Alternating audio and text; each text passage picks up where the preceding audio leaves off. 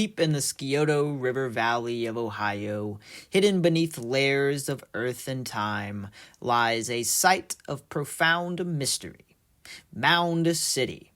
Here the land has been shaped with precision, and it's transformed into something far beyond natural formations. Every ridge, every embankment speaks of purpose. But what that purpose truly was remains a question now lost to the ages. Who were the minds behind these monumental earthworks, and more intriguingly, what drove them to construct such a place?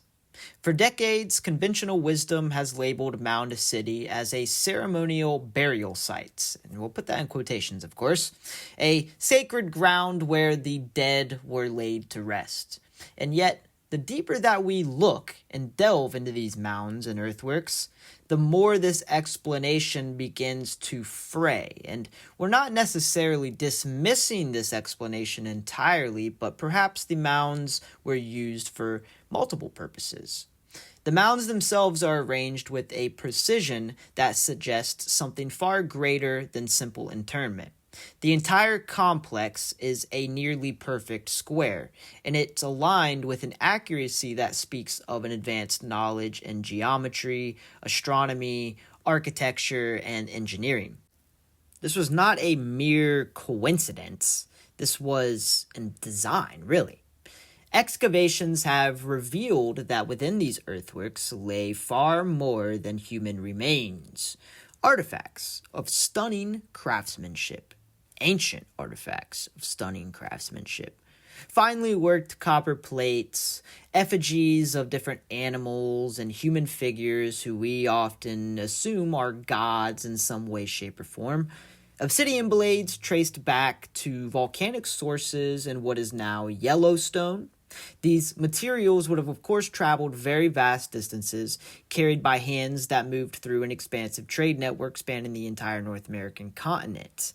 Mound City, it seems, was a hub of commerce in this trade network, a meeting grounds for trade of different materials of materialistic value, and also with that, ideas and belief systems that likely spread throughout the region because of this trade network.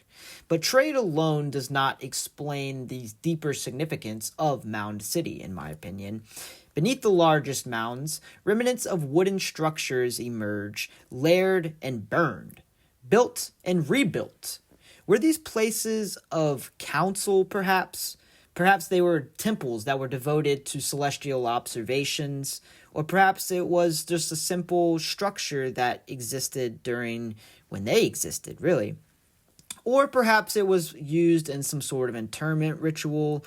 Who knows? There really is a lot of different ideas with these wooden structures, but evidence suggests that the builders may have used the site to track the movements of the sun, the moon, and the stars, which would of course played a crucial role in both their hunting patterns and their agricultural patterns.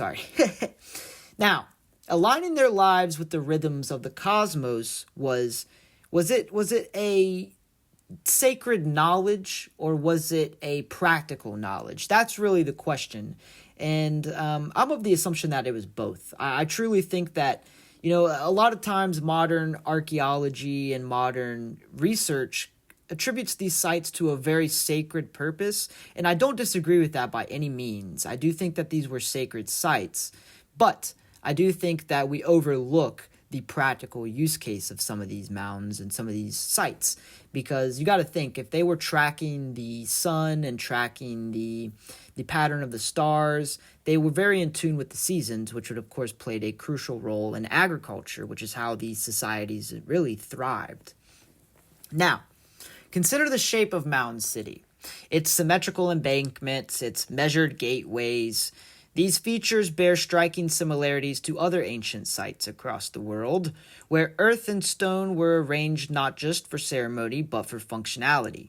Could these mounds have served as a form of encoded knowledge, a way of preserving information across generations to come? The placement of certain mounds appears to correlate with significant astronomical events, such as solstices, lunar standstills, and moments where the heavens align in ways that may have dictated planting cycles, migration patterns, or perhaps other religious ceremonies that are tied in with these patterns and cycles. And again, one of the most mysterious aspects, again, of this site is the repeated burning of wooden structures before their burial.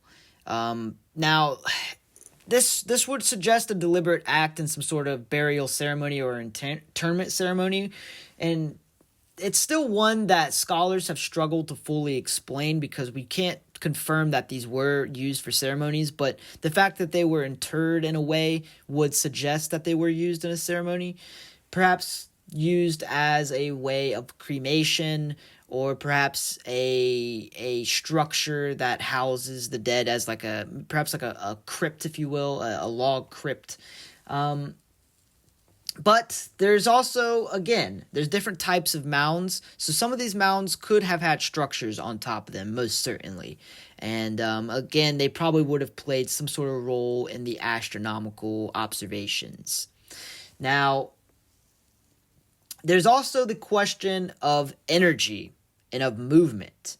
Across history, sites of great spiritual or practical importance tend to align along ancient pathways, what some call ley lines, corridors of unseen significance that stretches across the landscapes. Mound City sits within a dense cluster of similar sites, earthworks stretching across Ohio, connected in ways that suggest some sort of coordination, an understanding of land and space that defies the notion of an isolated people. Could it be that Mound City was part of something greater, a network of sacred sites, a prehistoric infrastructure, if you will, that functioned as both spiritual sanctuary and center of exchange and practicality? The Hopewell culture flourished, leaving behind a legacy of intricate artwork, masterful craftsmanship, a lost religion, and sprawling geometric formations left in the earth. But then they mysteriously vanished. The great mounds and earthworks were abandoned. The trade routes that once pulsed with movement seemingly fell silent. Why? Why exactly did this happen? What force drove them to leave? Was it the natural cycle of civilizations rising and falling? Was it something like climate change or an outside force coming through and invading, perhaps from Mesoamerica or elsewhere? Was it something like disease, or was it something even more enigmatic, something we have yet to realize, perhaps a great migration of sorts, a interior or in-house political upheaval, if you will? Perhaps some of these cultures and some of these areas were having political upheaval, and perhaps there was a great migration elsewhere. And this could hold true in some of the Aztec mythology. There is some interesting mythology about the Aztec people that indicates that perhaps they came from the north. So, perhaps we will never fully understand the minds that shaped the Mound City. Perhaps its true significance is something we are not ready to grasp. But one thing is certain: the people who built this place were not primitive. They were not simple. They were engineers, astronomers, architects, agriculturalists, really scientists of the earth and the natural world. And if we listen closely, if we open our minds to the possibility, perhaps Mound City will begin to speak once more.